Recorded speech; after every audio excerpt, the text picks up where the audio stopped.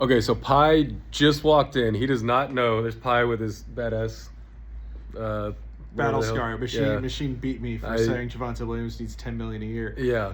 I have no idea. Making me look crazy. Let's move over here. Okay, right. So Anthony Davis has been traded. I have no idea. I'm breaking this news to him right now. Yep. Thought he was just going to die in Dallas. And I wanted to ask him the top 10 places he thinks Anthony Davis might have been traded. Because this isn't going to be on the list. Okay, awesome. In no particular order. Atlanta, Toronto, Golden State. Let's go with a little bit of... God, see, now I'm just bad at this game. Brooklyn. The New York basketball Knicks, who have just owned the Mavericks soul forever. The Clippers, who are ancient and they want more old dudes. God, where else would Anthony Davis plausibly go? Chicago, of course. Mm-hmm. No, not Chicago. Okay. I just need 3 to fill this out because clearly whatever I think it's going to be is not what it's going to be. So can we say, I already said Golden State, right? Portland? Is Portland dumb and desperate enough for this? No, they're not. They're not. Philly? Philly dumb and desperate enough to do this? They're not. Cleveland Cavaliers? No? No, they're not. Okay, where's Anthony Davis moving to? Well, I hope he has a fondness for magic and being able to conjure things up because he is a wizard. That's my exact reaction, dude. A Washington Wizard. I should know they'd be dumb. A Washington Wizard, the same place we dumped KP. Yeah. It's Anthony Davis, Trae Young, baby, in the district. Oh, the dream. What a dream for an Eastern Conference team. If you wanted this lineup in 2018, you are in luck because it's here in 2025 and nobody cares about these guys. This rules. Watch the show, please. We'll be on next.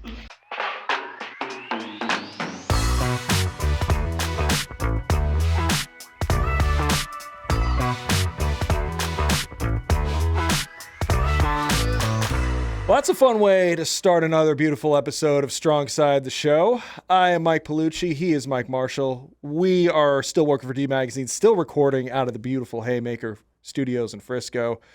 We came in today thinking we were talking about something. I think we were going to talk a little bit of something else before we get to the great John Isner and talking a little tennis later on in the show.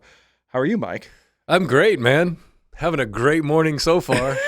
We're getting out from underneath the worst contract in basketball from a player that only played 29 games here and somehow profiting. So all of I'd hate to put it in that way because whenever you do the full lifespan of like why Anthony Davis is a Mav, we get a little sad. It hurts a little bit. We'll get over that. But I do like that my faith in Matt Riccardi and my guy Matt Riccardi is paying off. He's doing some good work. Yeah. You want Finley's jersey retired now? You want to put him right now? Finley jumps to the front of the line of jersey retirement now. Thank you. Starting today. Thank you. Victor, Let's see you do that. Let's see you do that, Jet. You could never.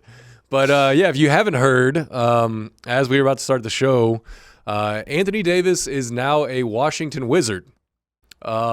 Which is just really funny to say because I assumed, I don't know, this might be just like a complete backlash to all of the player empowerment stuff and Rich Paul and screw you, Rich, we're going to trade him to Washington Wizards. Like that might have been the reaction. I mean, Washington might cut him that extension though. Yeah. Washington is maybe we should have probably figured they were dumb enough to do this. Dude, it's like Washington and like Sacramento and like these teams that they don't exist except for to trade for players that they couldn't get otherwise.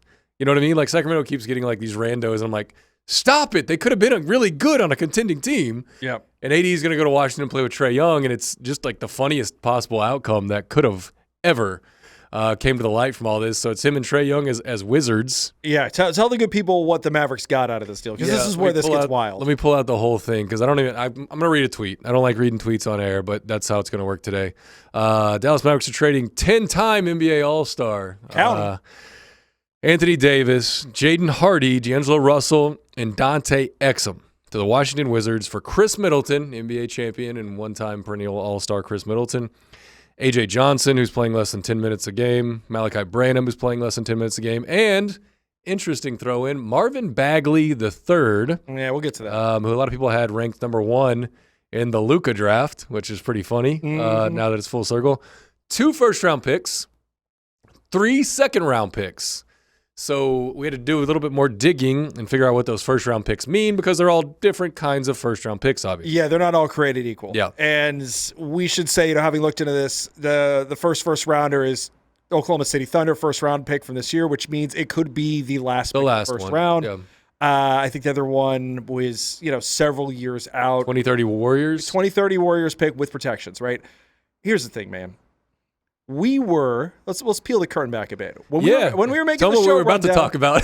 we were going to have the hypothetical chat today of if this trade happens, because we record on Wednesdays, deadline's Thursday. We were going to have the chat of if Anthony Davis gets contract dumped just for expiring salaries, because that's what Tim McMahon reported was a thing some people in this organization were pushing to do. If that happened, how would you feel? And let me tell you, I was going back and forth, and I was like, I don't know, maybe I was that woman that, that blonde lady in the GIF is like that. Yeah. That was me. The fact that they got off of him for 2 first-round picks. And an immediate expiring. Chris Middleton's money is off the books. $33.3 million. So you get 5 draft picks and you get rid of your cap headache because Anthony Davis was going to cost this team about 35% of its cap next year. Mm-hmm. Had a player option for the year after, which you'd like to think Anthony Davis has enough in the tank to get one more deal. But if he doesn't, he's on your books for $64 million in 2 seasons. You move that number. When everybody except apparently the people at the controls of one franchise. They found the one. It only takes one. It only takes one. I will sum this up. I got a text message as you were reading this from a friend of mine. Shout out Jason Newman in Houston, Texas. He asked me, broadly speaking, how do we feel about this trade? Jason, it's a goddamn miracle. It's a goddamn miracle. Yeah. That's the synthesis of this trade. We can sit here and we can complain. We're going to talk about what this week is the anniversary of. We're going to talk about how you still should be really, really sad. Well, listen, man, you got to pivot. Mm-hmm. Got to find a way to pivot. They pivoted into the best possible scenario because if 30 teams were laughing at the Dallas Mavericks when they if 28 other teams were laughing at the Dallas Mavericks, we'll say 29 because the Lakers behind closed doors were laughing at the Dallas Mavericks when they made this trade to acquire Anthony Davis by trading Luka freaking Doncic. I got news for you, man.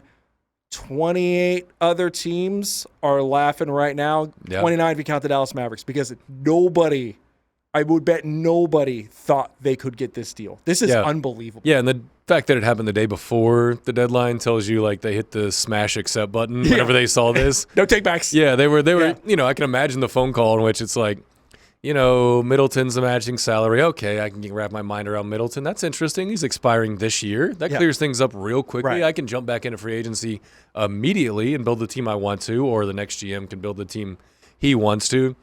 What's the filler? All right, Bagley, blah, blah, blah. Yeah, Branham, cool. AJ Johnson, all right, y'all aren't really using him. That's cool. I need a guard anyway. What else are you going to give me? Oh, 3 seconds and 2 firsts. Right. Yes. Immediately, today, right now, call. Right.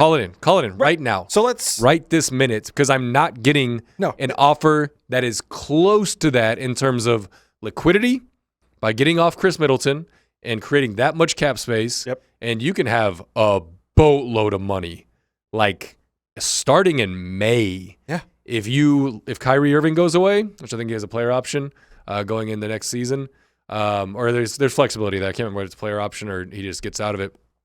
Kyrie, Anthony Davis, your 2 biggest contracts off the books immediately. That is some clean living, man. That is good work. All right, let's go back 6 weeks. When I sat in this chair before the latest Anthony Davis injury, and you asked me what would I ideally want given the circumstances, right? And I did the whole lower your expectations by about 55%. Back then, when he was healthy and on a run of good games, because let's be fair to AD, when he's still playing, he is playing well. Still effective, yeah. Still an effective basketball player. That's why Washington probably lied to themselves and talked themselves into this, right?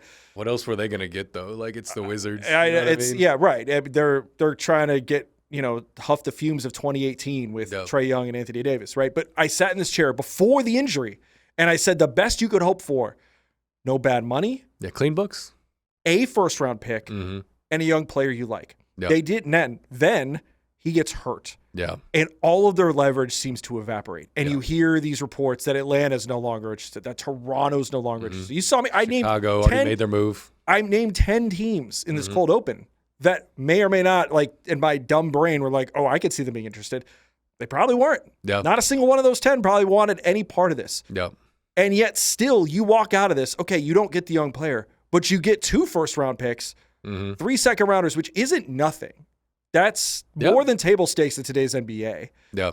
And you don't take the money back after you lost all your leverage, after Rich Paul is yelling on his podcast about how he needs to be traded.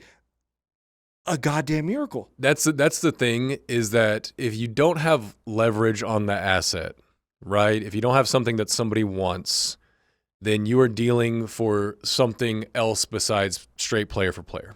You're dealing for clean books. Throw in the element and the chaos agent of Rich Paul being the most powerful agent in basketball, and also having a podcast, which I don't know how that's allowed to. That seems like really bad. We're a business. post-ramification society. Yeah, I don't know how that works, but I definitely don't like it. Rich Paul telling you to trade this guy as soon as possible, and you better do it to the places I want him traded. Yeah, I thought they had worked themselves into a corner by dealing with the devil that they knew with Rich Paul, that they're going to end up trading him to a team that can compete and taking back an ugly deal, a messy deal, either bad money or players you don't want, right? Chris Middleton is not a superstar anymore, obviously, but that's expiring, so it does not matter. Right. This season has obviously turned pretty bad for the Mavs of late, worse than it was earlier in the season, so there's no dream of play-in or competing once Kyrie comes back. And by the way, who told you Kyrie wouldn't be back in January? Maybe me. You and everybody with a brain. Yeah, what are we doing there? You're a smart man. I give you credit for a lot of things. This isn't a unique observation. No, this is just a thing we all kind of It's not, but everybody's like, oh, that changes everything. And I'm like, no. Actually, it won't change a single thing. No. Because he won't be here. So getting under the thumb of Rich Paul in this scenario and being able to still deal to a team that I can't imagine the Washington Wizards are super desirable. I can't imagine that's a place that Rich Paul was like, absolutely, let's go hang out. Let's do some of that. Love monuments. Like, let's go do all that shit. That seems like a great DC, lively city, just the best. When I think of guys everybody loves to play with, it's Trae Young. It's absolutely Trae Young. Yeah, absolutely. And so you don't get that young player that we probably wanted a couple months ago or maybe even a couple weeks ago. Fine. That's okay. Yeah, who cares? Doesn't matter. Your books are clean. You have 2 firsts. You have 3 seconds. You have flexibility to build a team around the most important player in Mavericks history at this exact moment, Cooper Flagg. Yep. And that's all you need. Yeah. That's all you need at this It's amazing. time. Maybe you get greedy and one of these 2 young dudes who got thrown in becomes like a 9th guy rotation piece, right? I mean, but it's unbelievable. Like I can't believe they got that price when they had no leverage. It's absolutely whatsoever. Nuts, it's absolutely nuts. It's astounding. And it's, now the rest of the season is very straightforward, and it's like it's going to look a lot like what the last several games have looked like, which is what you should want as a Mavericks fan. It's Cooper Flagg looking great and them losing by because 10, you just got to keep inching towards the bottom and get there are probably 6 guys in this draft who are really, really good. Yeah. And the next tier is going to be an effective player. If you can sneak a little lottery luck, because I don't think they're going to be one of the 6 worst teams in the NBA by the time the season's over, but if you can sneak a little lottery luck, they cashed in on decades of it last year, maybe get a little more and get into the 5-6 spot, and you have a really exciting young complement to Cooper with flexibility, with some of these picks you redeemed after you moved so many to maximize the Luka era. I mean, it's unbelievable. I can't believe this is given the circumstances, this is the 1% scenario. Yeah. And they pulled it off. And props to, this is how front offices work, is that you never know totally who makes all the deals. I don't know if this is a Mike Finley thing. I don't know if this is a Matt Riccardi thing. I don't know if this is a Rich Paul agent thing. It was way down in the barrel. You had to work for it. I guarantee you. You had to work. And it was probably a lot of people, right? Yeah. Because, spoiler alert, guys, a lot of the stuff Nico Harrison got credit for either minimally involved Nico Harrison or didn't really involve him at all, but he took some credit for it, right? The 2 things that Nico Harrison did, we'll say 3. He did do a lot in the Kyrie trade. He did make the Luka trade. He really wanted to make the Kyle Kuzma trade. Yeah. Okay, so that's 1 out of 3.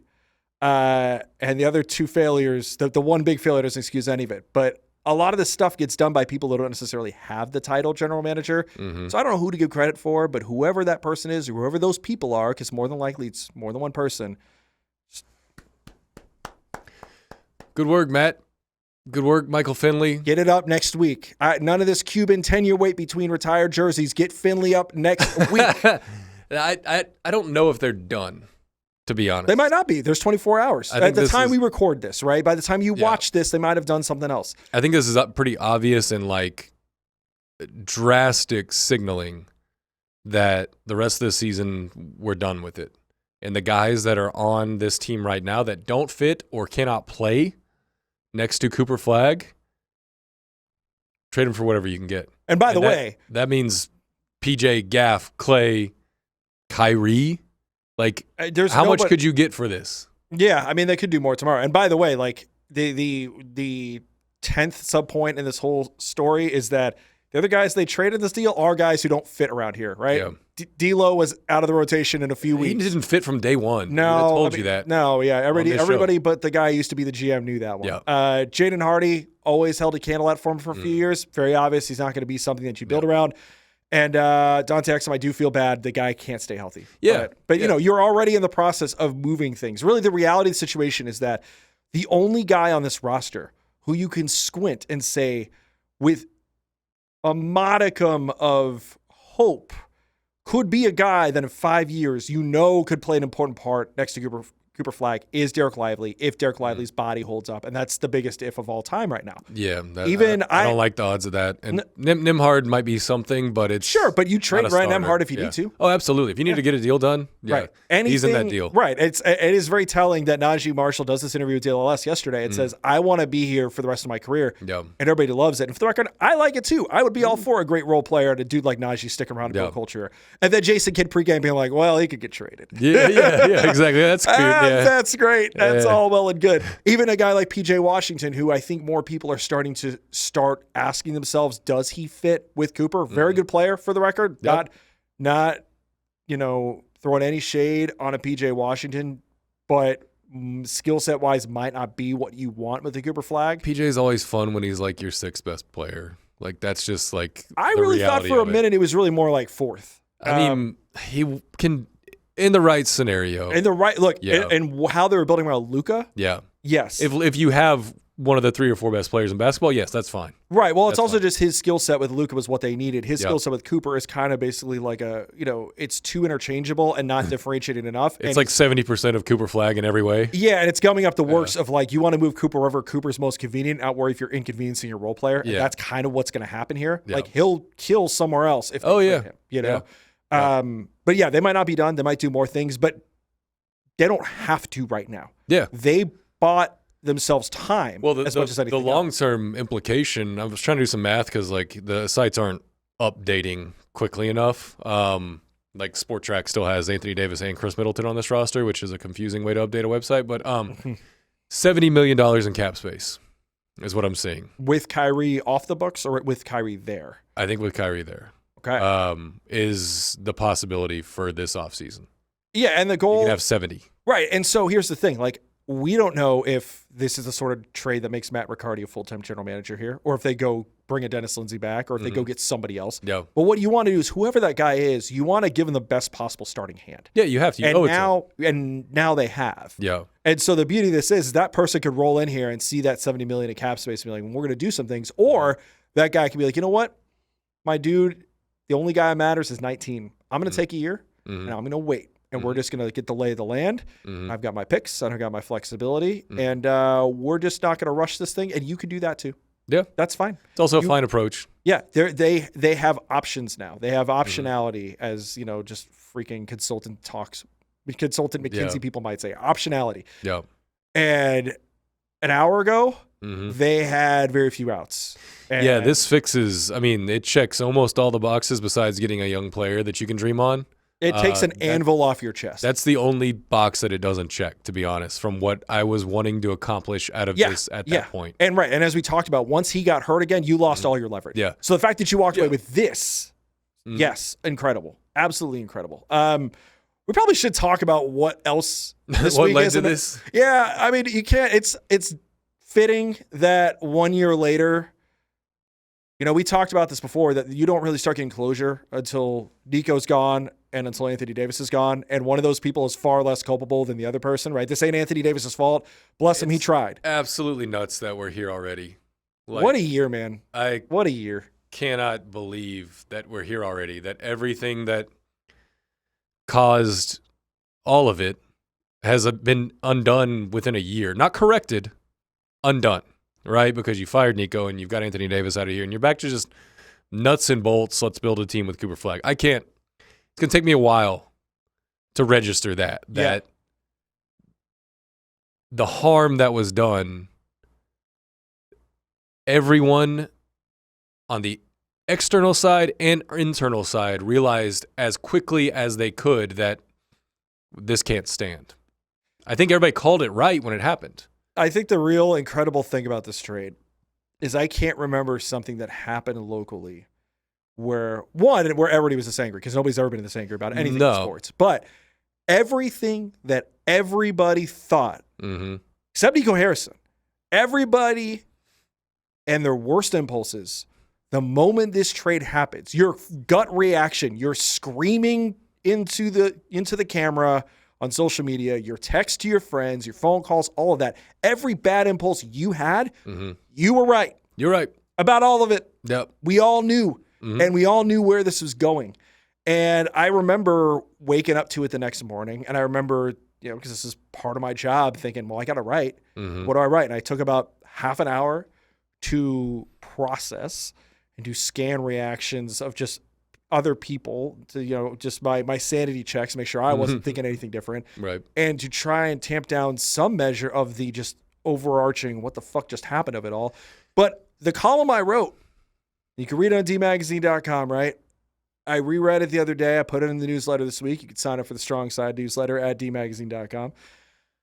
And I read it. I was like, for a reaction column, I was right about all of it. And you know what? Yep. I'm pretty bummed I was right about all of it. Yep. Not happy that it was all so foreseeable and so disastrous and every bit as terrible as we all thought it was going to be. We didn't learn anything. No, it was a bunch of, you can realize it right now, or you can realize it in 6 months whenever it's going to cost you a little bit more. Yep. Or you can realize it in a year whenever it's going to stagnate your franchise for the next 3 or 4 years. You can realize it whenever you want to. Yeah. This is the truth. Yes. This is what's happening. And I had worked a handful of trade deadlines. Most of them weren't very active for the Mavs, but in some sense, the guys that you can sense when a guy is not a long timer. Yeah. Or when things start turning a little bit, when they go from being like, he's our guy, put him in all this stuff. And it's not a marketing decision. I'm not acting like the marketing team has something to do with this, but it's like you can feel it internally, and you just don't want to get that close to those guys because they're going to be playing for somebody else, and it's going to be weird. Yep. And I've seen Jalen Brunson leave, right? That wasn't a trade deadline thing, but that hurt. That genuinely hurt me. Yeah, you knew him. KP. Right? I worked there when KP was traded. And it's to the same place. To the same place. Somehow Washington is always our plug for dumping aging big men. There's always that one guy in your fantasy league who can bail you out of your worst decisions. Yeah. KP, I think, had more left than AD does right now. And they got much less for KP. They did. They did. But you when you work for a team on a trade deadline, anything can happen. Nothing gets shared left and right. Like nothing. There's nobody. They're asking like me and the great Bobby Carella, like, hey, should I put this guy in the flyer for next month or not? And we just have to guess. Yeah. We're going off vibe check of, probably wouldn't include this guy moving forward. Probably wouldn't include that guy. Here's my top 5 guys that I think could be on that hot seat down there, right? And I've woken up or been working or had a late night text on a handful of them, right? Because we did some deals. PJ, Gaff, right? Yep. There's been some stuff, and it's always been, we're building towards a common goal of progressing this thing forward from good team to great team to finals team. Right. Whatever gets us there, it takes pieces. It takes steps. It's little builds, takes right? Time. It's little minor builds inside of a big build, right? Yeah. And so going to sleep on a trade deadline, I assumed nothing was going to happen, right? Little peek into my life, my phone goes on silent at 9:45 at night. you can't reach me. Sorry. Better be a fire, or you better come knock on my door. Otherwise, we're not getting in contact. So I did not see the trade that night, and I'm glad I didn't. Oh, I had mine off too. Yeah. I'm extremely glad that I didn't. You would not have slept. I would not have slept at all. Yeah. Not a minute. Right. I would have been texting people, and I woke up, and man, it was as close to a non-physical punch in the stomach Yeah. that you could possibly feel. Like, I might have had a panic attack. I don't remember. I'm just sitting there, waking up at 7 o'clock because it's my day to take care of the kid. It's my morning, and I get up and I have about 50 texts, and there's just more alerts than I know what to do with. Yep. And I know exactly what that means before I look at them. Only one thing could do that. Either we traded for LeBron or we traded away Luka. That's the only thing that brings all these people out of the woodwork. See, I remember getting all the texts, and it was all vague and cryptic, but a lot of it was just like, Mike, are you okay? Mike, what happened?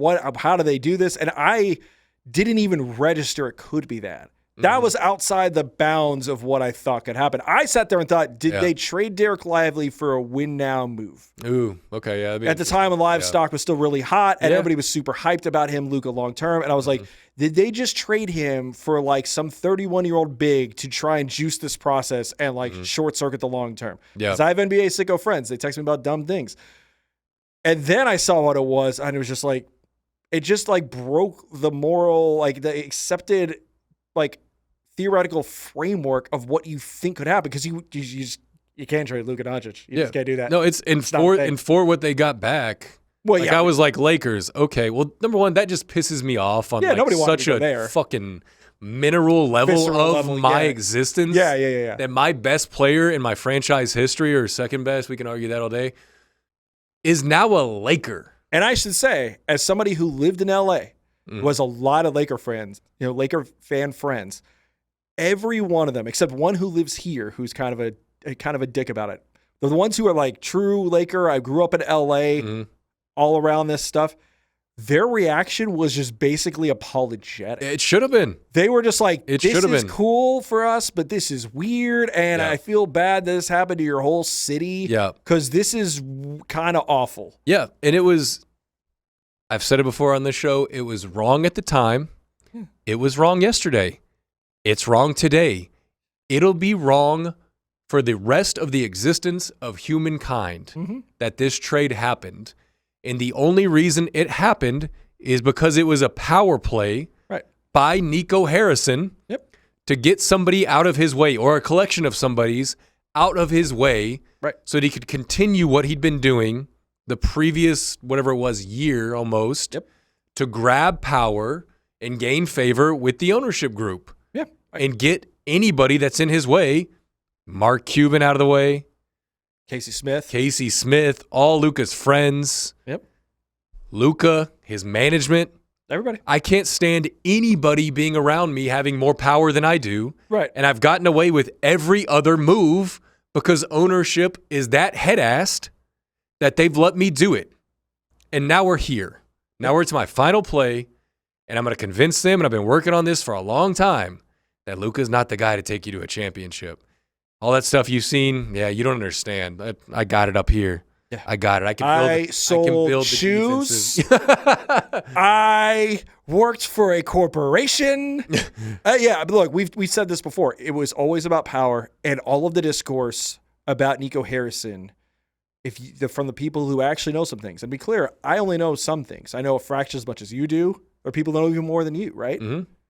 The more people who know about what really went on, the less it's really about the Luka trade when it comes to Nico. It's about everything. The Luka trade was the flashpoint, but it was about how a human being operates in a working environment and how he treats people and how he affects lives out of insecurity for his own position. And how bad actors, if unchecked, can run free. And man, I saw it pretty early on in what was going on, in the sense that I'd never trusted that dude with anything, professional level, fan level, all of it. I'd seen how he treated people and how he acted towards people, and what his responses to things were, that I'd expected more from, or just some kind of fatherly influence or positive effect on, and I never got that. And I was like, okay, we are not gonna vibe. Like, we're not gonna do that. And I don't. Not only are we not gonna vibe, I don't think you should be leading people. Sorry. Yeah. That's not. Yeah. That was my take from a long time. So when I saw him gain more and more power, I could have never ever have guessed that would have been his final play. Yeah. Or that he'd be allowed to get away with it. Right. Again, at a certain point, and I've written this and I've said this, and I will continue to say this, like, you could, in theory, retcon some of the stuff with Patrick Dumont of the process being somewhat sound, only in the sense of, this isn't my business. Mm-hmm. I have a middle manager whose business this is. I run businesses much more expensive than this one. Yeah. This guy presides over a thing that got to the NBA Finals a year ago. I'll trust my middle manager. Yeah. The problem with that is you have to know the most basic thing, which is don't trade Luka Doncic. Your GM walks in your office right now and tells you that I'm going to trade Luka Doncic for whatever he starts naming. He's fired. I'm sorry. Yeah, Bomani Jones, who I listen to all the time, and I'm a big fan of. Bomani, the day Nico got fired, he's basically like, he made a deposit on getting fired the minute he traded. He did that trade. Yes, absolutely. It was just a matter of when it happened, but once you make that trade, you're fired. It's just a matter of when you're fired. Yeah, if you don't respond to, okay, I might have one follow-up question of like, okay, for what? And if you aren't saying Jokic, Giannis, SGA, right, LeBron plus Austin Reeves plus this, and dude, you're fired. And I get that the owner doesn't know who most of these people are. Yeah. But it's still your job as the owner to ask anybody else. There's plenty of people you could ask. You could ask anybody. You could ask somebody in the organization. Could ask the former owner. You could ask him. Who ran the team for a really long time and won a championship doing so. You could just walk in the street. You could have. You could just be in this city and walk somewhere down the street and talk to 3 people and ask, hey, what would you think if I traded Luka? Yep. And I guarantee you at least 1, if not 2, and probably all 3 will be like, are you high? Yeah. No, don't do that. It's not even about the blocking and tackling of on-court basketball. It is, our entire franchise is built around this man. And we are built to support him. And this roster is built around him. Yeah. And do you understand the recovery time it will take to get back to this exact point of the NBA Finals? Let alone, that's the basketball. Let alone the who in this city was more beloved. Yep. And how many athletes of that stature would want to commit to this city the way that he did? Exactly. Find another one. Not all the details on the outside that make it fit into this piece are going to be the same. There's going to be something. They don't really like Dallas, or they don't. Right. They wish they could play on. Just because we love this city doesn't mean professional athletes could go anywhere they want. Yep. And if you want proof of that, look at 15 years of Mavericks free agent history after the NBA title. Yeah. Right? So we're rehashing a bunch of stuff that everybody knows, but I think today is important to bring some of this up because gotta close it, dude. The loop is closing. Yeah, this is the closure of it, and it ends with the guy drafted ahead of Luka coming back in the trade. Sure, Bagman is now a Mav. I hope everyone's happy. Yeah, Mo Bamba available? Can we go get Bamba? Available. He's out there. You want him? Yeah. So yeah, I mean, I do think it will never totally be dead because it will always hurt on a visceral level. I also think, as a person, I'll put it this way. When the Cooper Flag pick happened, I always joked. I was like, I'm not a person who believes in conspiracy theories, but if I were a person who believes in conspiracy theories, the Luka conspiracy theory now will be, I don't believe Luka's really coming back to play here, but if I did believe Luka was coming back to play here, it would probably start with him like very awkwardly dismissing the question of whether he'd come back and play here and doing things like, I'm going to let 22 people sit in a suite because I read the internet and they had my back, and I do this a year after I leave, and I talk about how much I love going to my house and seeing all my cars, and it's really sweet to be home. Yeah. I don't think he's playing here, but if I did think he'd come back and play here, and by the way, who's a free agent this offseason? Well, I mean, look, the incredible bit of irony here is that obviously the Mavericks are in much worse shape now than they were with Luka a year ago. But you know who might be even worse than the Mavericks in this current moment? The Luka Doncic Lakers, with what they have to build around Luka. Because if they don't re-sign Austin Reeves, and even if you do re-sign Austin Reeves, I like Austin Reeves, all right? Very, very good player. Should have absolutely been somebody coming back in that trade. But But that would have made it sting just a tiny bit less. after that, it's cap room and some picks. It's not that different than what they got here, except the guy they got here is 19. Yeah. And you got more time. And while I don't believe Cooper Flagg will be a player on par with Luka Doncic, I do believe he's probably easier to build around. Yep. Just in the sense that, like, because he's so versatile and so good at so much, and it's a two-way player, you could do a lot of different things. Yeah. Whereas Luka, you have to build a specific way. The problem is that Dallas finally figured out how to build that way, and then everything happened. Well, building around a two-way wing as opposed to a heliocentric ball handler Exactly. is like building around a quarterback on a rookie contract, right? Yeah. You're not looking for the most difficult thing to find anymore, which is the two-way wing that can hold up on both ends and I guess score 30 a night now, like he can be an offensive engine. He just does that, right? Like that's the Can't hardest even shoot thing. Jumpers yet, doesn't get calls at the rim. Yeah. Still puts those numbers still up. dropping 30 on your head and defending your best player and chasing down. It's people. okay though. Apparently, he'd only be the sixth best player in college basketball. Sure. Yeah, exactly. Mike's going to get to that. He's going to talk about that. We'll get around to that. But I mean, you're building with the ultimate cheat code, Yes, the chip 100%. that's easier to build around than the heliocentric ball handler because you always had to have different things to insulate around Luka, right? You got to have the corner shooters.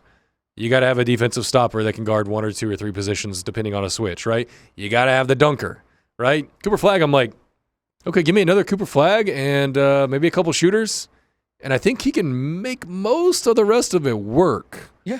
Like I don't know if he reaches the peak of Luka at any time or if they reach NBA Finals, but it is a very flexible build, and they now have the most flexibility that they've had in a very long time. That's what I was going to say. To take this full circle is that you have not just in theory the most flexible asset to build around. Now you can in practice do that because of what they managed to pull off. And kudos to everybody involved. Like seriously, like we deservedly have bagged on this team a lot. They deserve to get this is good business. First, is good business. There have been two pieces of good business, I would say, in the last year. One is firing Nico Harrison. Two is this trade. Way to go. Other side, you might be getting a roundhouse kick to the face and getting ratioed to hell. Well, forget about that. That's okay. Let's start today. Let's start today making good decisions. Start fresh. Let's begin today making the good decisions. Today is the first day of the rest of your life. Let's go ahead and trade Gafford. Let's go ahead and trade Kyrie and Clay and see what we can get back, at least in flexibility. Maybe not getting a ton of incredible picks or whatever, but let's see what we can get back for those guys, and let's move forward. Let's just make good decision after good decision after good decision and trust the people that do work in basketball every day to make the best observations and best decisions forward, and then we'll see where we land. You got the best part. You got the hardest thing to find. Let's see where it goes. Yeah. Man, I cannot believe almost a year to the day that Anthony Davis is no longer about. It's been a very weird year. That's the biggest whoops. Sorry about all that. I immediately regret this decision. I just really want to ask, was it worth it, guys? Was it worth it? Yep. Was it worth it? Wasn't worth it for me. No. You got 29. It's not worth it. It's not worth it. But again, all you can do when you fuck up in epic fashion is find a way to get out of your mess. Yeah. You're never going to get back to neutral, but how do you get out of it? Yep. They fired Nico Harrison. They got a very respectable return for Anthony Davis given the circumstances. And along the way, they got lucky. And you know what? Every team that's ever done anything got lucky. Yep. So, sure. Did they deserve Cooper Flagg? Not even a little bit. But he's here, and they're doing good things now to help that. And all anybody can hope, if you care about this team or if you care about the city or you just want people to complain less about the Luka thing, there's a great video on the Haymaker Network about that. Yep. It starts with maximizing the Cooper Flagg era, and they're starting to do that. And great. Yep. Good. This will be a lot more fun and interesting than what this was going to be. Yeah, absolutely. Let's continue the hobby of building your favorite basketball team forward positively. Yeah. Because that's really fun. That's a fun thing that I did for decades, and then I had to halt for a little bit. So time to move forward. Yeah. Time to get on to the next thing. Time to forget. You never forget all that, but times to get past those really nasty, crusty feelings that are down in there. So we'll always have those 29 games, though, Anthony Davis. Thanks, bud. Thanks for your service. I hope his name's on the court. I hope they put his name on the court. Right next to Tony Romo. Like Tony Romo. Right next to Tony. All right. Coming up next, a genuine Dallas legend is in the house. Someone that is an absolute badass in their field. The Dallas Open starting this weekend. So about to get Mr. Tennis. About to get real Mr. Tennis on Big your John. ass. Mr. Tennis on your ass. John Isner, the serve god, will be in the house. Second tallest guest we've ever had in this studio. We'll see how he fits. But it's going to be a fantastic time. John Isner next on StrongSide.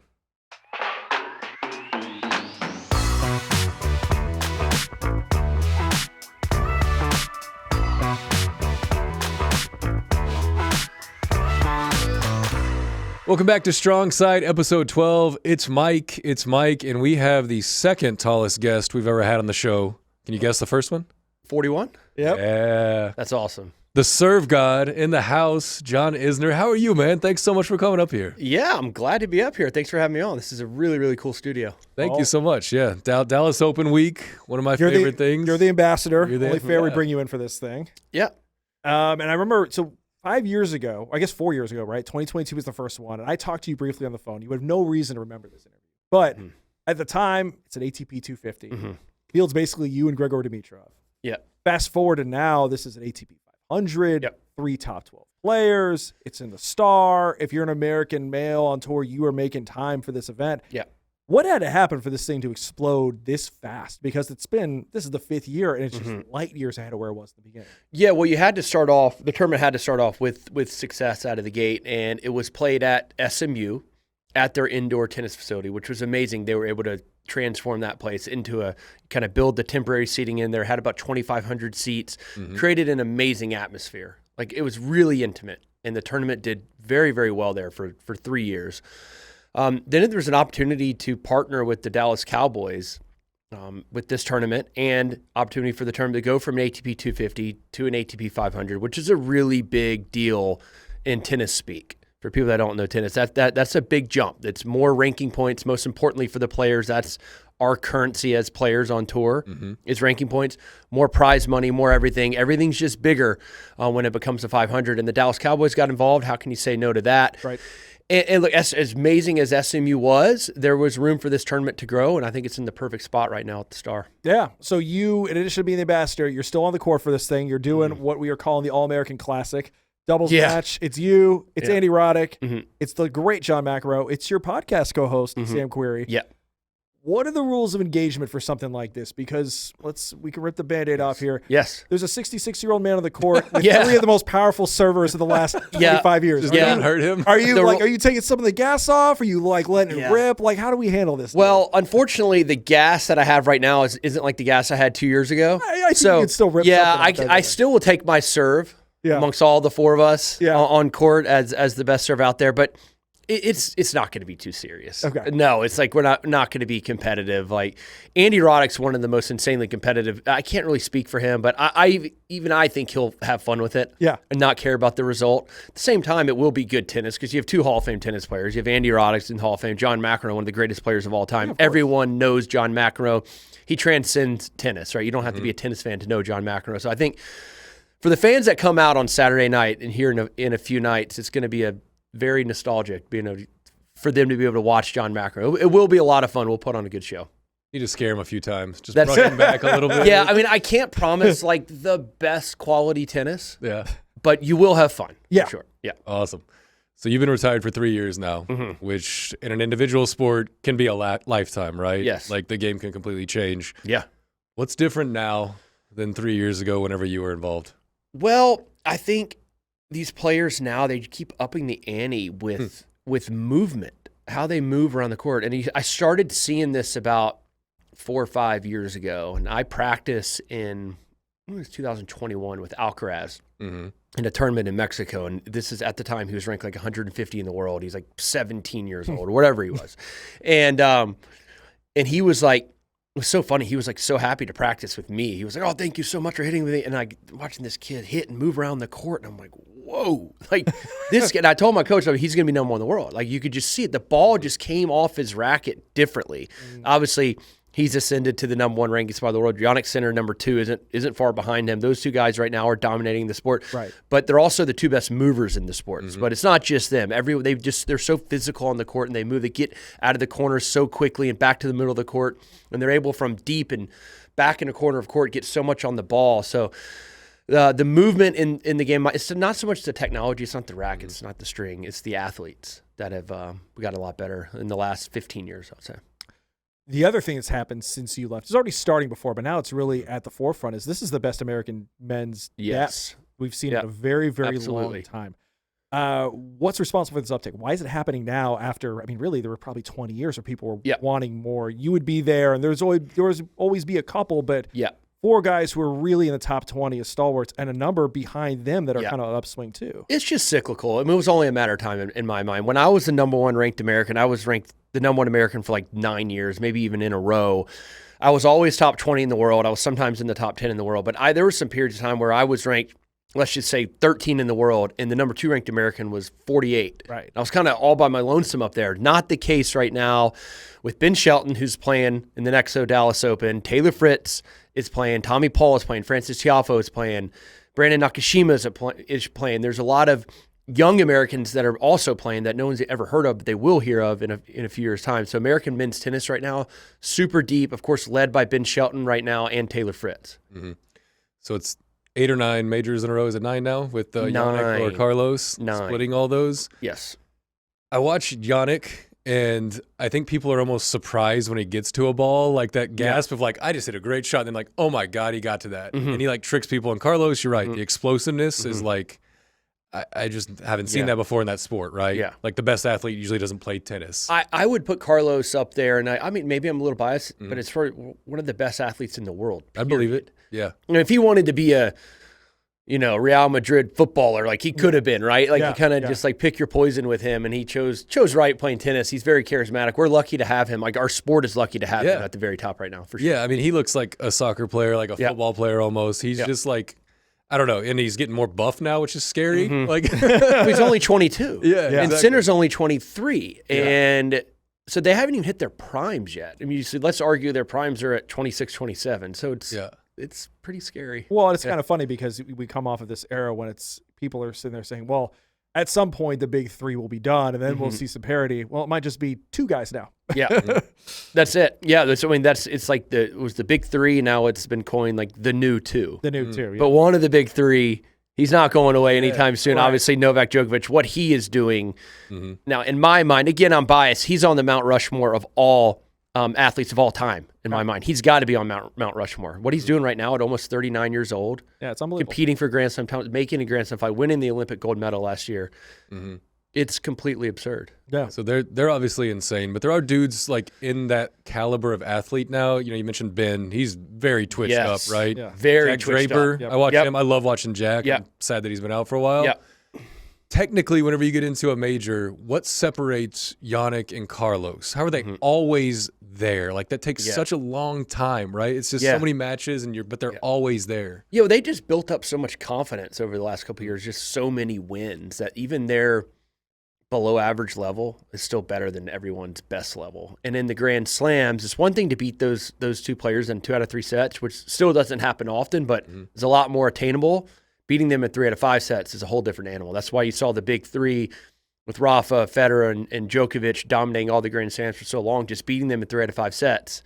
If they're healthy and fully ready to go on the other side of the court, like it's a very, very tall task. And that's what the rest of the tour is up against right now with Sinner and Alcaraz. Yeah. So that's the top of the mountain. Way more people are trying to just get in the sport, right? I mean, that's the part that nobody understands about tennis. It's just it's hard to get in and it's hard to stay in. You tweeted something the other day I thought was interesting. You're proud Georgia Bulldog. Yeah. And you were tweeting about how college tennis is the way to get into this. So make that case. Obviously it helped you. This was, such an important part of your core experience. But why is it important, do you think? What were the things that were bigger than just this helped John Isner? Yeah. What are the things that help everybody if they go the college route as opposed to trying to just go directly into the pros? It's true for both men and women in the college route. I'll say more so for the men. In my mind, there's just no hurry to get out on the pro tour at 18 or 19 years old. So if you can go to college and mature mentally, mature physically, practice every single day with like-minded teammates, that's how you're going to get better. And if you want to go to college. If you're good enough, go to college for 2 or 3 years, then turn pro. Like the pro tour is not going anywhere. So turning pro in the 90s at like 21, 22 years old was considered like a death sentence. It's not the case anymore. You see players playing into their mid-30s, even late 30s, like Djokovic. I retired at 38. So it's just a great way to kind of hone your skills in our sport. And we saw the Australian Open had almost like a quarter of the draw were college tennis players, and 8 of the final 32 were college tennis, like played at one point in college tennis. And it's really, really awesome to see. Hasn't always been that way. When I first came on tour, there were probably 4 players in the top 100 that went to college. Now there's almost 20. I mean, it's become a really, really great avenue for professional tennis. Having the most aces in ATP history is extremely badass. Like, Yeah, I got that. If I could, if I could pick one record, like besides like majors, it's like most home runs. Yeah. Or it's like most threes made. Is that like your opening, like, hey, most aces ever? Totally. Like, I'd rather have a major for sure, but I do have I don't. Maybe I should put that under like my email header. Put that most aces ever, 14,000, whatever the number is. Yeah, it's pretty cool. Obviously, I'm very tall, as you guys well know, and I played for a long time, and I stayed healthy for a long time. Yeah. So that enabled me to serve well and do it for 17 years, and ultimately ended up with 14,000 and change. I don't know the exact number, But who's counting? Who's counting? Yeah. So, but it we'll see if that record stands. I have some records that will stand for sure. Yeah. The ace one, we'll see. Yeah.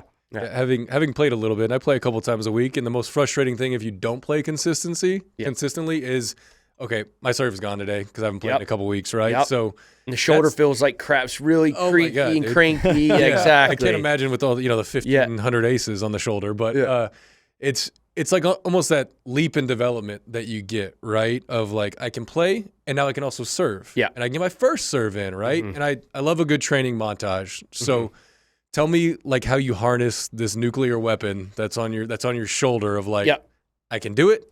I can do it for a win. I can do it faster than anybody now. So walk me through the progression of how you got to. That's a really good question. So, I mean, I always played tennis growing up. I also played basketball. Those were my 2 sports. But tennis was something that came pretty naturally to me, even before I was really tall. Like the serve especially. Kind of my motion was always real fluid. I never really, throughout my whole life, never really tinkered with my serve at all. At least my coaches are smart enough to just sort of leave that part of my game alone, because I had a fluid motion and a motion in my mind that can hold up under pressure every single time.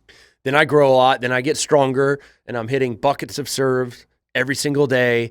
Just repetition. I mean, millions and millions of serves on my shoulder, and also taking care of my shoulder, taking care of my body. It certainly was my best weapon. I never at any point was ever nervous serving. Yeah. Serving for a big match or a tiebreaker, serving, never at all. It's your comfort zone. My comfort zone. Yeah. Now, on the other side of returning, yes, I was nervous and got the alligator arms and all that stuff. But with serving, I was so comfortable with it. Had a fluid motion that I thought this couldn't break down, and it really didn't. Yeah. Well, so you are the perfect dude to ask this to, because your other sport is basketball. You being 6'10", I assume you've dunked before. Yeah. Maybe even dunked on someone before. Yeah. And for me, from the outside, to his point, the ace is almost like the dunk of tennis, right? So what was the best ace you hit that made it feel like you were dunking on somebody? Oh, that's a good one. Best ace I hit. I won. Like, I think I won Miami in 2018. I finished it with an ace. That's always a good feeling. Yeah. Like the match was in. I was up 40-love, like serving for the match. Like, I knew it was over. Yeah. But you want to end it with an ace. You don't want to end it with like an error on his side or whatever, hitting a forehand into the net. So I was like, I'm going to go up the tee here at 40-love.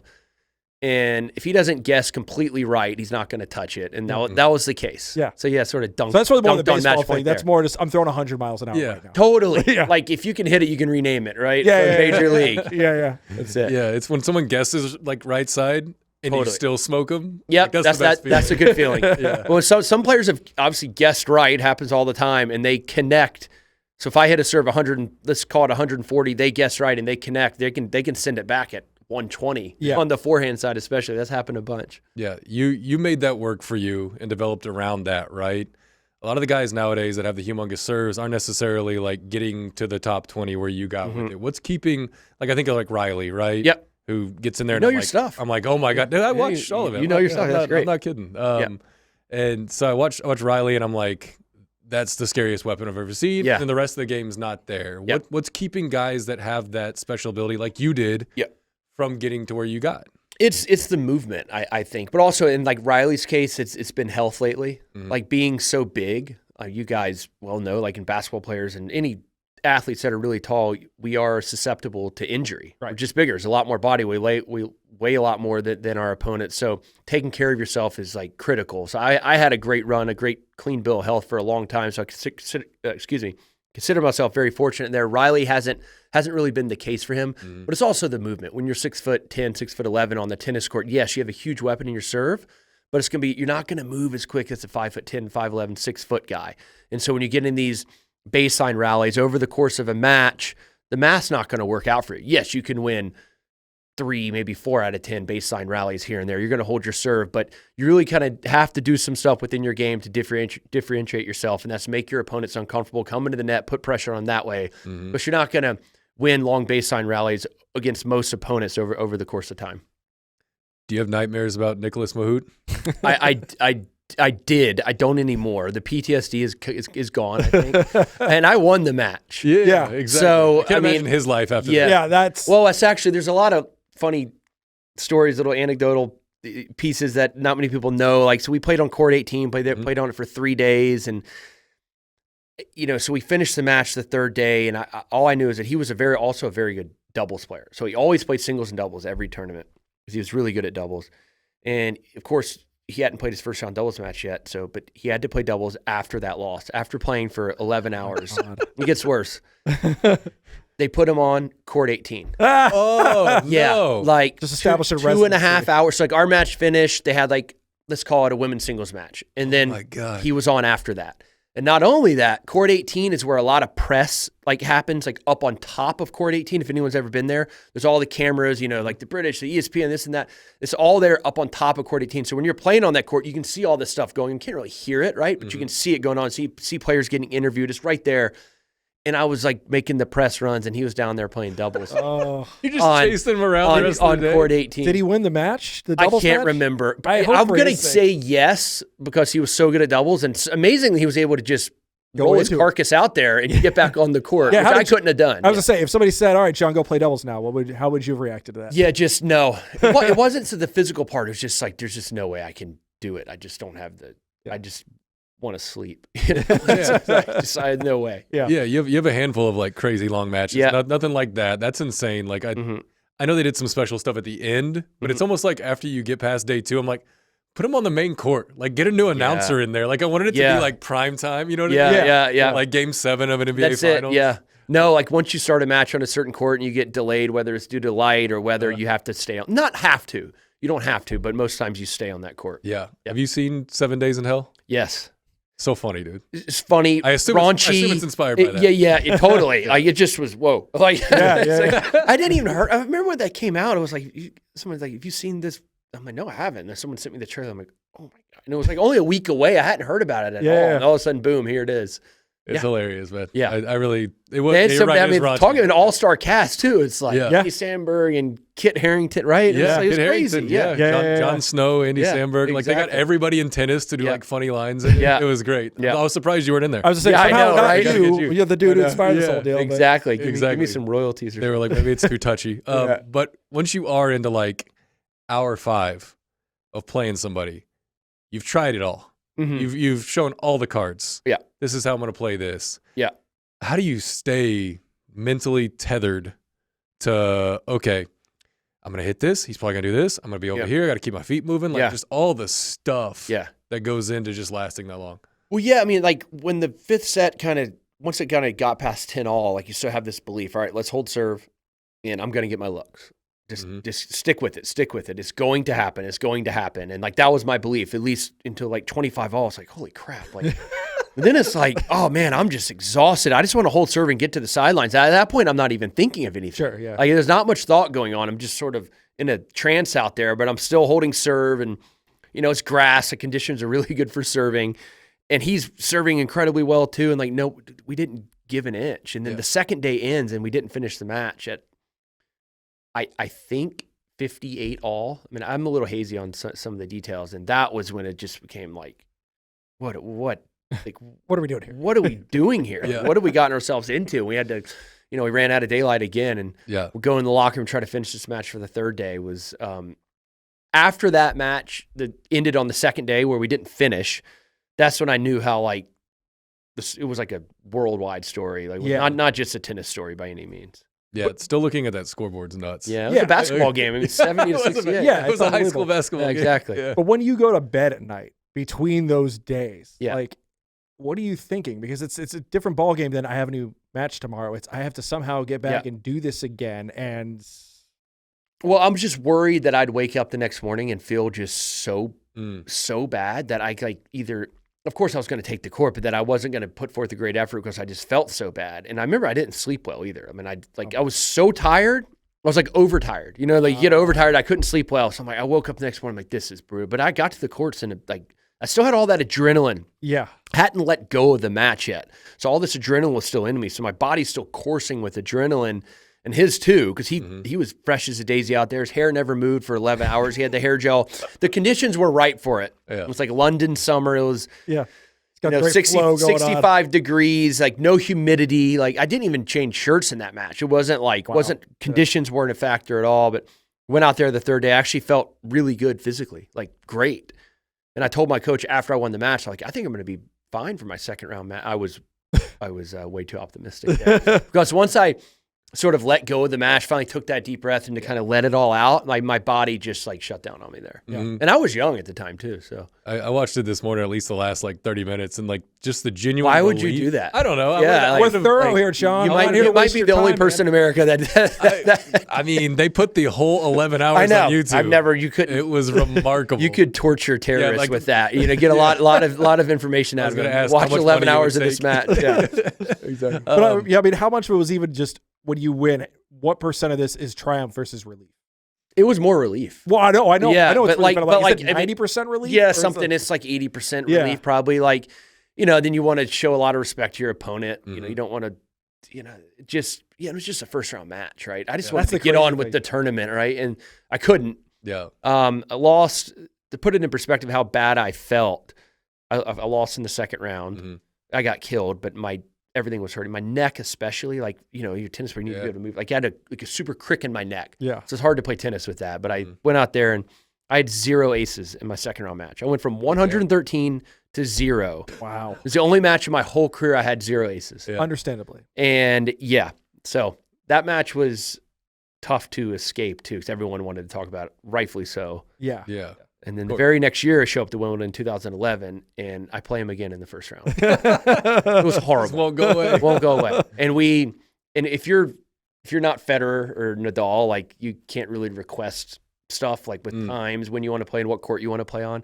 But we both went into the referee office. We're like, just don't put us on court 18. Yeah, please. Please. Was he a not dude on that court you got 18. along well with on tour? Is he just kind of a guy who was there? Because you're linked in history at this point, and sometimes if you're Rafa and Roger, you're buddies and you're linked together.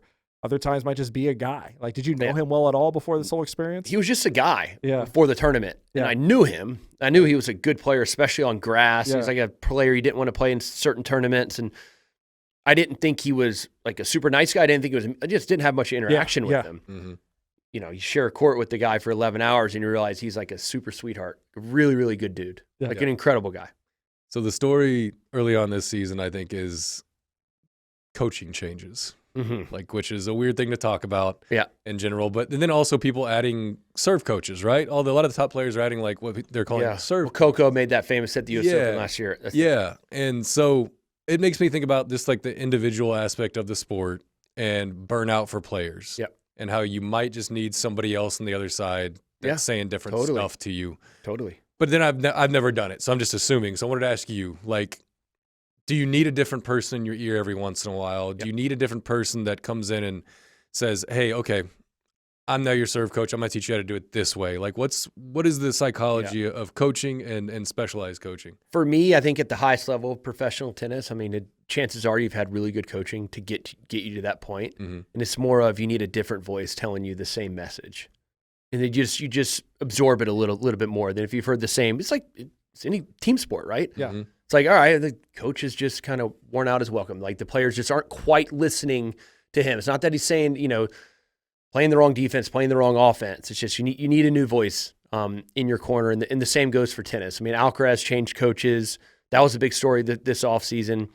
And he won the Australian Open, which was amazing. But all that foundation that Carlos Alcaraz has is due in large part to Juan Carlos Ferrero to get him to that point. So, it's one of those things. You spend a lot of time with your coach and your team on the road every single week, year after year after year. It's like a relationship. Relationships are hard to keep up with. So, you gotta find ways to keep it fresh. But not often do you see players have like the same coach their whole career. Not very often do you ever see that. And then it is such an individual sport. There's no hiding.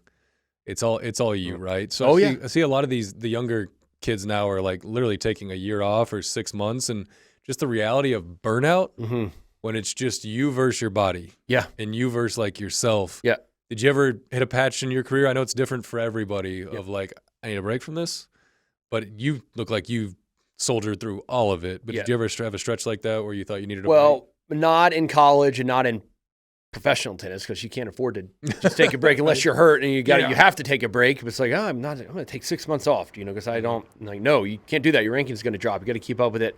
Junior tennis, there were times where I wanted to take a break, but I was lucky enough because I was playing other sports. It's like, all right, well, the rackets are going to go away for a few months. I'm going to keep up with my body and work on my coordination playing other sports, and I think that served me well. Yeah. So specializing early on, I think as a parent, you're doing your kid a disservice if you're specializing in any sport, but especially tennis. At like 8, 9, 10 years old, you should be playing all sports because you develop so many great athletic traits. And you're not burning your body out in the same way. You're not burning your body out in the same way. It's amazing how, having done this for a while as a journalist, I've never talked to a college or pro coach who doesn't think this. Yeah. But then because there's so much money in youth and high school sports, it gets corrupted, and the wrong people with the wrong incentives change that message. Yeah. And then you see these kids who've been playing the same thing since they were 8. Yeah, exactly. And that's it. Who, it's not really, then you wake up and you're 25, you're like, maybe I shouldn't have done that. Yeah, for sure. I mean, I have, a lot of my peers that I was playing junior tennis with, they did not go to college, and maybe rightfully so. They were good enough to, forego college and go straight to the pro tour.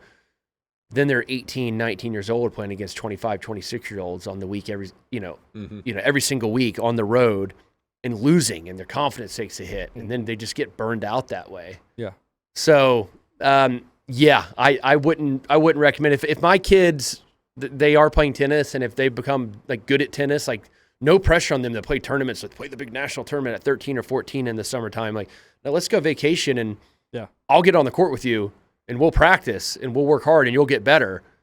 But you don't have to, have that feel like you have to play 25 tournaments a year at 14 years old. That's a little emotionally healthy. That's exactly right. You live here. You're not the only big-time pro that lives here. So this scene. What is standing in the way of Dallas producing a homegrown star on the tour, men or women? You know what? I'm surprised that Dallas has not produced like a better professional tennis player like recently. There is a player on the girls' side named Ashlyn Kruger, and she's like top 40 in the world. She's from Dallas. It's awesome. But there's some players coming up in juniors. The number one ranked junior in the country, 14 and unders, is here in Dallas. And like the number 2 or 3 ranked 16 and under player is here in Dallas as well. So I think it's starting to change a little bit. And it should be that way. You see like Dallas has produced, name the amazing golfers, right? The Dallas. Yeah. I don't need to name them. We all know who they are. There's no reason. I mean, maybe can't get the number 1 in the world good, right? But like, there's no reason like this town, as big as a town it is, shouldn't be producing like high level college tennis players and professional tennis players. All right, let's hit you with some rapid fire. I'll get you out of here. When you were on tour, best serve that wasn't yours? It was Ivo Karlovic. He was a Croatian guy. Nasty serve, really good. Tall? Very tall. Big dude? Big dude. I know the answer to this now because you kind of like gave it away earlier, but I'm going to get you to rank these guys because it'll make it more difficult. Yeah. Nadal, Federer, Djokovic. Man. Okay, just pure playing ability, like, resume playing. Who's the GOAT? Djokovic, Fed, Nadal. Okay. for me. Yeah. Okay. All right. I mean, Djokovic, you can't argue that now. The numbers, He's still doing like, it, man. Like I know, there's but more. like maybe Federer's had the bigger impact on the game overall, but like on court, like the numbers don't lie. With I think like you grew up in this world. I didn't even pay attention to tennis until about 8 years ago, and he's probably, I don't know how into it you were. Nadal was the dude that got me interested. Yeah. Because I saw an athlete like that at Yeah. his size, and I was like, holy crap, man. I know. Like, and that's just a remember he different was wearing like the clam digger shorts, Yeah, and he had these, he just like, he's just legendary. The headband, Yeah. the lefty, the forehand that goes like Yeah. this, and the grunt. Yeah, it looks like Rambo out there playing Yes, tennis. And exactly I was like, right. that It looks guy's like Rambo. badass. Yeah, Yeah. it is badass Yeah. for sure. Yeah. Favorite tournament outside of the Grand Slams? Because I feel like if I ask you this, so many people say U.S. Open, right? Yeah, So no. I always give my outside of the slams are the best. I Yeah. mean, they're like Wimbledon, especially, is just at the very top. Probably. I mean, I'm a homebody, so I like tournaments in the States. Indian Wells. My wife would in go California. every year we lived in L.A. Yeah. She would always make the trip down. I mean, it's such a great tournament. As far as Unbelievable. Then after that, like I really liked Miami. Yeah. Like you go from Indian Wells, like the dry weather in Indian Wells is really kind of chill, relaxed, to like a bit more hustle and bustle in Miami. Yeah. But it was humid. very Yep, exactly. yep. Yeah. Player you wish you could have faced, but never did. I think for me it would have been Agassi. Okay. I'm not saying I would have won, but like young when he, Agassi or like older? well, he was still really good when he was old. Like he Yeah. kind of retired, still really, really good. So, I mean, like prime Agassi, like, I would see want to see what my serve. He's one of the best returners of all time. Yeah. That for me, Agassi. I mean, he's just a legend, right? So it'd be cool to play him. Yeah, absolutely. You're a Dallas dude like us. You got to eat like us. Where are your favorite spots around town? Where you getting lunch? Oh man, I will say with 4 kids we don't really eat out too much because I feel that. it's not I feel that. Yeah. it's not a great experience. There's a lot of places walkable to where I live that we go to. So if we do go with the kids, like Pisana on Knox is very, like that's a good spot for the kids. Love that place. Greenpoint's right next door, across the street from that's Taverna. I like neighborhood services. I eat a lot, but I also love to cook. Okay. I cook. Okay. Nice. What's the go-to Yeah. dish? What's the dish? It depends on the weather, right? And lately, I've made 2 batches of chili, a bunch of pot roasts. Now that the weather's colder, Yeah. something's got to have a steak, a chicken, a fish. Got to have some sort of protein every single meal. That's just how I am. Because I spend all my money on food. My kids, I promise you, I would not spoil my kids. Maybe my daughter a little bit. The other 3 boys, I won't. With like material things. But I will feed them well. Yeah. And my grocery bills are outrageous when I go, and it's like, holy crap, $490. But like, whatever, I'm gonna do that for my kids. Yeah. So, Yeah. That's awesome. Yeah. I feel that, man. We both got little. He's got a little tiny one. Yeah, I got a 4-year-old. There you go. And I make all her lunches, and I'm like, That's it. Oh my god, like $200 a week? Are you kidding me? It's crazy. Like, It's for like you, you're tiny. The stuff, the price. We don't need to go into food prices. They're out of control right now. It's just, Yeah. All right. So, question about pickleball and pickleball etiquette. Mhm. If a group is playing pickleball on a designated tennis court, can you kick them off? No, I mean, if there was there's a way to sign up, like some of the courts around town, like you can sign up and you wheel the net. You can't kick them off. Even worse, Yeah. a basketball court. Oh, Can you kick them off the basketball court? I don't. It depends on. I don't think you can. It's tough. I know. You're trying to hoop and people are grannies out there playing pickleball. Yeah, the It's YMCA tough. started letting them play pickleball On the basketball court, right? And I'm like, that's doing so See, you know much what? damage. It shouldn't be played indoors on a basketball court like that. Thank It's you. like Thank so you. I think silly. there has to be a line. And there's already all the basketball lines. You don't know. Then they put the tape on tapes down. Yeah. and it's You got to keep it on the tennis court, or obviously you just have your pickleball courts. Ideally. Yeah, There's plenty of those. Ideally, there are plenty of those. Yeah. You got a little bit of a drive back down to the Park Cities today. What are you listening to in the car?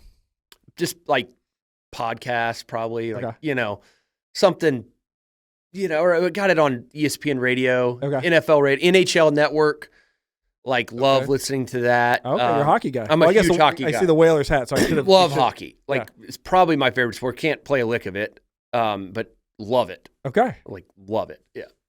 Okay. We can talk hockey for. Are you a Stars dude? You're a Hurricanes So dude? I'm a Or- Hurricanes fan. I'm from Okay. North Carolina, Right. And so first and foremost, I'm a Hurricanes fan. But I live so close to American Airlines and go to a lot of the Stars games. My kids love it. Love the Stars. I mean, there's just so much. So what was the Mikko Rantanen trade like for you? Yeah, that was, that was okay because she didn't play long enough in Carolina to like develop an affinity for him. Okay. And they're they Anthony Davis. played like a month and a half ago in Raleigh, and Yeah. he got booed out of the barn. Yeah. He wanted out, but whatever. He's in a good spot. I think I don't know him well, but I've heard he's an amazing guy. He's in a good spot, and that goal he had the other night put him up 3-2. Ridiculous. Yeah. And he's like a big guy too. Yeah. So he's not just a Nathan McKinnon product, which some people were saying once he got traded. Yeah, no, I think coming he's from just really good at Colorado, that stuff. Yeah. big time. Yeah. He's ridiculous. Yeah. I got 2 rule changes. You have to pick one, okay? Yeah. Which one's better? Every tie break, you'll have to switch to wooden rackets. Okay, and we're not doing that. That takes away all my advantages. Okay, go ahead. Every third set, you get to pick a 3x3 trap door on your opponent's side of the court. Yeah. They don't know where it is. Yeah. You 3x3. You just keep trying to hit the ball towards Yeah. it and get them to I like fall. option 2. Option 2 is Yeah, way more because like fun. with the wooden racket, Yeah. I don't even know. There's no sweet spot on those things. So like, But they're having to play with it too. I think, that's true. you're but- using the same instrument. Yes, as them. that's true. But that give me the trap door. I just imagine like 120 mile an hour off a wooden racket, and the dude's like trying to return it, and just like goes through it or something. Yeah, but I couldn't hit 120 with a wooden racket. So I'd be interested. yeah. Okay. Last one for you. Fill in the blank. The next American man to win a Grand Slam is? I'll go with Ben Shelton. Okay. I really do think that's attainable. Okay. He's like the answer to the question. It's like, where are all the great athletes? Like, why aren't they playing tennis on the American side? Well, he is. Yeah.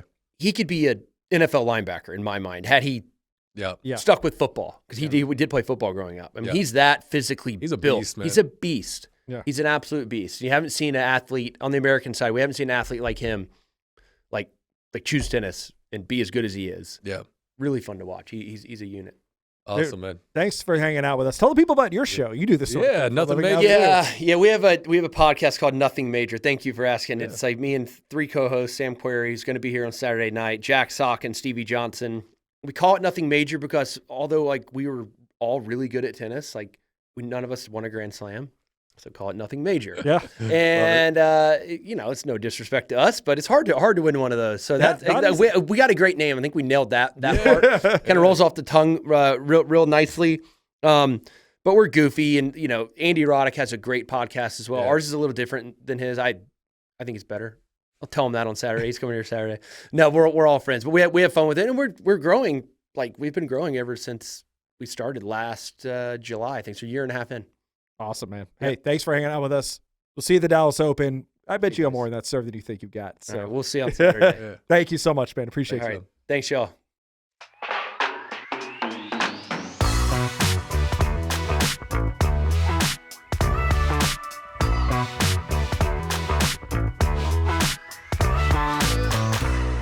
That was fun, man. That was a good great. time. I feel like we say this about all our guests, but John Isner brought it. Really did. Yeah, it was a good time. The Dallas Open. It's going to be coming up. You know what else is coming up? Freaking Olympics, man. Let's go. I feel like the Winter Olympics are like the baby sibling. We're all super hyped for the Summer Olympics. Yeah. It's like a thing. Like I know Summer Olympics, I watch it like every night, and I'm pissed if I miss stuff. Yeah. Winter Olympics, it's more of I got like 3 or 4 things I want to hit. We're going to watch some hockey for sure. What's the time difference? Is like a main component that I'm gonna need to like. Yeah, you drill got to down factor on, that in. And when they're airing it, because we are an Olympics family. Like whenever an Are ya? Olympics is on, we'll hang out, we'll watch it.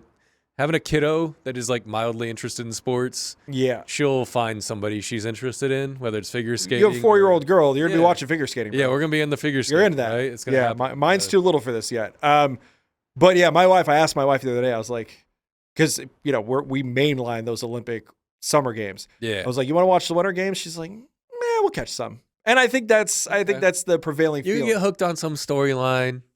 I'll and see you're some. gonna get going. I'll see some. But here's what we're going to ask, Mhm. because the Olympics are the time of year when you watch a bunch of stuff where you're just like, that's a sport? Sure. That people do that? Yeah. Mike Marshall, and you can ask me the same question because I've got one in mind. Okay. If I gave each of us 2 years, 2 whole years. 2 whole years, Yeah. and we're gonna pretend we have a reasonable amount of athleticism. You have Uh-huh. a reasonable amount of I'm me athleticism. right now. I'm just me. Yeah, no, I'm me at 39. we'll give us some Captain America Super Soldier serum to where we got like athletic ability, but we don't know any of these damn sports. Just a generic athlete, but we don't know any of this shit. Why don't I'll just start at me 5 to 10 years younger. Okay, look at you. Let's do that. Look at you. You're basically saying that you're Captain America. I like that. You like your Rather chance. Start there, yeah. Okay, well, did I know my skill set? Okay, I need the Captain America. Okay, I've never had any of this, but I'm me with some juice. Okay, but I don't know any of these sports because I haven't played it. Right? I just woke up and I'm suddenly like swole. Okay, it's great. It's just you on zinc. Yeah, basically, my hair came back. I'm jacked. It's awesome, man. Okay. We've each got 2 years to make the Winter Olympics in a sport. Okay. What is the sport you are picking? I'll be clear. I'm not confident in any of these. Oh, nor should you be. I'm not confident. I just have one that I think would make the most sense. Which I'm very intrigued by. So here are the sports, right? I'm gonna alpine skiing. I'll die. I'll hit a tree. I'm a good skier. I'm a pretty good skier. Are you not going to Lindsey Vonn this on a torn ACL? No, I'm not gonna do it. Biathlon, maybe. I don't know if there's a timing element to it of how fast you get to the next thing and shoot. It's the one where you ski, and then you shoot. That's what it is. Bobsled. But there's, by the way, somebody came up with that sport in a bar. You 100% were drinking, and you were like, what if we did a thing where we just skied a bunch and then we shot some guns? Well, it's probably just like real life for people that live in like the Yukon. Like ski, shoot a moose. Ski. Like that's what it is. Yeah. Bobsled is intriguing. I think I'm too big. I think I'm 6'4". I'm a unit. I'm not fitting a bobsled. You don't have the body type. I don't feel comfortable with the bobsled. Cross country skiing, I've done some of that. I don't want to do it. I don't like it. Curling, I think like a really talented grandma could be the best curler in the world. So that could be your answer. Could be it. Yeah. Could be it, but I don't know how much athleticism or it's just like touch, right?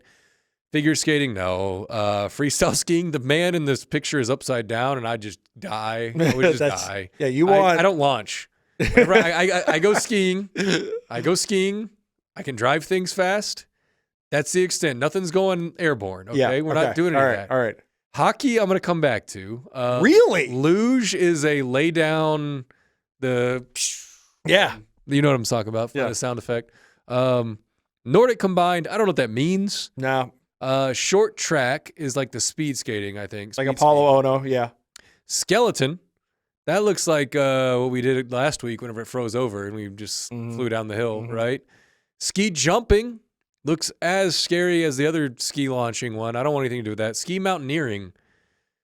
I think you're going uphill and you're getting the sticks poles going. Yeah, okay. Snowboarding, I'm too old, but younger me would kick ass at some snowboarding. Okay. And then there's speed skating. So I don't feel comfortable in any of these being like good at. The one that I think I have the most applied skill for right now, or let's say 30-year-old me. Well, I mean, look, the answer for all of us is curling as far as applied skill right now. Well, I don't know.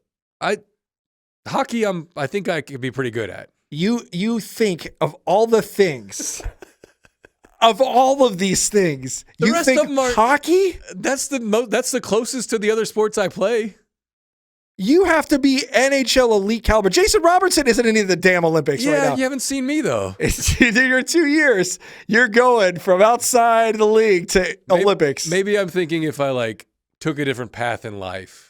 Yeah, I'm giving you 2 years, bro. I'm not giving you like your adolescence. And there's not a good number. There's not. Here's my answer. You want my answer? Go for it. My answer is bobsled, and here's why it's bobsled. Okay. Bobsled's entire Olympic program. I almost did a story on this when I was at Vice years ago. The entire Olympic program is basically just taking athletes and teaching them how to bobsled. Do you know that Lolo Jones? Remember that track hurdler? Yeah. You know she was a Winter Olympian in the bobsled too. Okay. Because they taught her that shit. Do you remember? The greatest wasn't Johnny Quinn, UNC wide receiver that got trapped in a room in Russia the last Olympics. He got trapped in one of the rooms. You're right. It might have been him. His story. It might have been him too. But here's the other one. Do you remember a guy with the greatest high school mixtape of all time, Sam McGuffey, the white dude who hurdled people? Yep. Sam McGuffey in the bobsled Olympic training program. What makes you think you're like those people? I'm not saying I'm like any of these people. Well, again, Captain America Super Soldier Serum. But my point is simply that, like, if I'm an athlete, I don't know what to do, and here's the one sport where it's structured. Okay. It's structured to basically be like, here's how you go to this place and get your degree in bobsled. Yeah. You just have to be the athlete that we're looking for and to do what the fuck I tell you to do. Yeah. Because there's no do what the fuck I tell you to do playing hockey. You got to have a lot of No. instincts. You had to have seen some stuff. Bobsled, you're athletic. We'll teach you. Just get here, commit, live in Utah for a while. We'll get you to the Olympics. I can follow instructions. Yeah. I can follow the instructions. I don't think I could, I'm not hardy enough to do half these skiing things. I'm too tall for bobsled, I think. Yeah, no, you're not the body type for that. Yeah. But you're also not. That's not on the board for me. You're also not playing power. Well, you know what? I take So- it back. Bill Guerin just wants checkers in the U.S. Olympic team. Hey, you can I do could that. do You're that. 6'4". You're violent. You Yeah. can get out there. I can be a goon for Bill Yeah, Guerin. Like, okay. All right. Whatever you need me to do. This is the best argument I've heard yet for this. No, hockey is the one that I got like in my mid-20s, and I was like, son of a bitch, why didn't I play hockey? What? Nobody told me that was an option. Yeah, like look at his body type. This would be great. Yeah. Like, just messing people up. You and Donald Brashear would have been at it twice Dude, a week. I would have throwing been a soup great hockey bones. player. I would have been a great hockey player, but I grew up in South Arlington where it really wasn't a thing, right? Yeah. And never ever played except I played a lot of street hockey, and that was good. And I was great at that. But Okay. then you get to a point and you're like, okay, everyone's hooping. We're hooping. Yeah. So none of these curling is probably the accurate answer. But there's also people that have been doing curling their whole life that are like the curling people. You know what I mean? Yeah, I know, but like we've all played shuffleboard in a bar. Okay, That's like the first 35% of it. If you give me that's the 2 years to qualifications. dedicate my life, Yeah. I don't know. If you give me like an over 40 bracket, like I mean, it's not like these after- people are like physically fit. You probably you are physically. Neither one of us are physically disqualified for making the Olympic curling team. It's the skill aspect of it. yeah, But- I'm saying if you make this like here's the Olympics, then there's over 40 Olympics. Okay. Skiing I could do some damage in, I think. I got short legs and I got very loose hips, powerful hips, and I ski pretty well. Okay. It's a lot of self-awareness about your body to know short legs, loose hips. That's how it works. Okay. That's you gotta know. Whenever you were That's fine 20 because my thing is just simply if you give me the step-by-step instructions and time to practice, my whole thing is like, I think if you give me, I don't think fast to my feet a lot. If you give me enough time to solve the problem, I could solve almost any problem. So if you give me 2 makes you think years, there's time in bobsledding. You're again, gonna be the missing whole a finger. No. The whole program of training is we're going to teach you how to be a bobsledder, right? Yeah. There's proof of concept by everybody on the Olympic bobsledding team. So if I was the requisite athlete and you're like, yeah, give me 2 years of my life to do this thing, we'll teach. You don't have to know anything. We'll show you what to do. Just do the things. That I stand some kind of chance in. Again, I'm not. But you're saying if you're a different person, you stand some kind of chance. Well, I mean, yeah, dude, that's what we're saying too. Guess what? You're not going to be playing left wing for Team USA next week, brother. If I started playing at like 15, I might be. Yeah, okay. I'm saying 2 I'm mad at years. my parents. Very mad at them. How did you not know I was going to be 6'4"? And I could have been a bash brother. I could still be playing. I could be You could have been the- disappointing some team. You could have been the guy with the do-rag and Mighty Ducks. Yeah, just exactly. checking people hard. That was a big influence as well. Yeah. But, I mean, I don't know. These are all very scary. Like, Extremely scary. For the record, these people, I don't want to diminish the bobsled folks because they're still awesome. Yeah. And the beautiful thing about the Olympics is no matter how you feel about the country, it's like licensed xenophobia. Yeah. Like for a month, Yeah. we're all Americans. We put Yeah. all the rest aside. It's just like, what's this activity? Nordic combine? Who we face in Switzerland? Yeah, Yeah. fuck those guys. Let's go. Yeah, to hell with them. They suck. Hated them. Always hated them. Yeah. Yeah, I don't. Curling is obviously, it's the closest one right now. I think day one, but yeah, 2 years to train. I don't know. I don't feel good about any of these. Like honestly, No, of course not. at all. No. But like I said, you create an over 40 bracket. I think And I you're could there. do some numbers. Okay. I'm not over 40 yet, but we're close enough, right? You're gonna be like Adrian Beltre. You're gonna go opposite of a Dominican baseball player. You're gonna lie your way up. Yeah, it might be older. That was Adrian Beltre. Adrian Beltre was younger than what people thought he was. Most people are older. Adrian Beltre wanted to make money sooner. Yeah. So he said he was 2 years older than he was. Yeah. That's gonna be you. You're gonna Or- tack a year on Yeah. to get in the over 40 Yeah. Olympics. Yeah. And then just so you can And then I'm realize gonna- your dream. Multiple golds. Multiple golds. Left that wing, happens. checking line. I'd like to see the over 40 crowd in the hockey room. Okay. I'd like to Just see size it them up. if you give me 2 years. Yeah. Don't watch me the 2 years I'm training. No. Just You're just into gonna come the 2 out. years, you check in, Yeah. see how I'm doing, and I think I could. You do it. check in, they check you check them out. Yes. Is that how this goes? Yes. All right. Yes. Okay. I think I'd be pretty good. I don't know. I'll find some story. Like I do like snowboarding. Okay.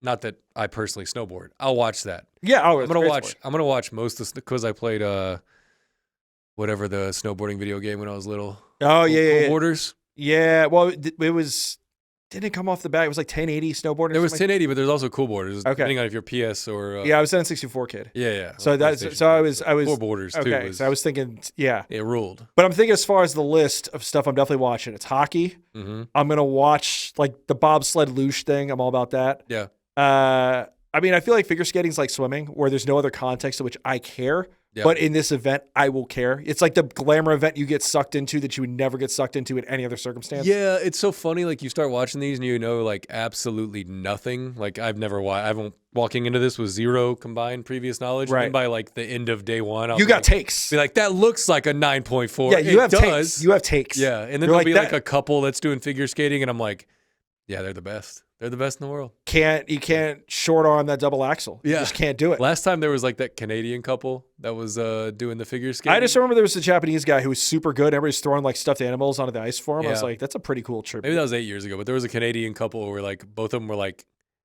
actor hot, and they had like romance. Oh drama. yeah, I remember that whole deal. And I remember watching all of their like little trials. Everybody's like shipping them. They're just like, they together, they not together. What's the deal? Yeah. I'm trying to think of any other really obvious Winter Olympic sports. I mean, look, I will 100% watch Lindsey Vonn hopefully not die. That's wild, dude. Props to her. Because I get it. Because, like, look, like, this is her last run. Yeah. You've done all of this. 4 years from now, you're not doing it again. You might as well put yourself through short-term misery for your last chance at this thing you love more than anything in your life. I get it. It's insane. Yeah. I'm going to watch it. I'm the dumb person who will get lured in by the most basic storyline of the Olympics, which is, could you do this? Yeah. Is this as bad of an idea as I think this is? I don't know, man. Skiing, it seems like an awful idea. I had a it's absolutely an awful idea. Cousin who tore his ACL and still played his senior year of football with like a really rugged I remember knee Dennis brace. Dixon doing this at Oregon. Yeah, like you can do it. It's doable. It just like creates instability in your knee. Skiing seems like it's mostly based on stability in your knee and your hips, and it seems nuts, dude. I just hope she doesn't like hurt herself further, but if she does anything, if she gets down the mountain and like is on the board in any way, like that is such an accomplishment, and she's already such a badass, but yeah, I'm in awe. Seems like a bad decision, coach. I mean, they always say that you can't tear it worse, right? Now you can probably you the other ones. Let's say you could potentially crash and hurt something else, but you know, look, man, I respect the courage. Like I'm a big believer in like long-term thinking, and like the long-term thinking element of this, presuming there's no more further major injury, I'm knock on wood for her sake, but it's a week of pain for the rest of your life. Yeah. So deal with the week of pain. Yeah, 48 minutes for the next 48 years of your life. Exactly. Varsity Blues. Give her the Varsity Blues speech. Give her that speech, and then if this doesn't work out, she can learn bobsled. Come back. It's so easy, as you said. Bobsled is the easiest thing on earth. I'm just saying that's the smart play. Yeah, that's the game theory play right there. Well, go USA. We're gonna win them all. If we make it deep in anything, I do reserve the right to jump on the bandwagon and just immediately act like I know what the hell is going on. You're right. It's an American. That's what I'm going to do. That's our way, and you got to respect it because we're the best. USA. All right, man. That was an awesome episode of StrongSide. Thanks for hanging out with us. Thanks to Matt, and as always, thanks to Julian Dean on the ones and twos. Y'all have a great week. We'll be back next week. Dallas Open this weekend. Make sure and check it out. And thank you to John Isner. Subscribe to the newsletter. Check out dmagazine.com. Subscribe to D-Magazine. Yeah, subscribe to D-Magazine. Follow us on socials, Machine Sports, Mike Likes Sports. Yeah. And thanks for being you and watching this thing. Valentine's Day is soon. Get that person you We're love. not affiliated with that, but get that person you love a D-Magazine subscription. Absolutely.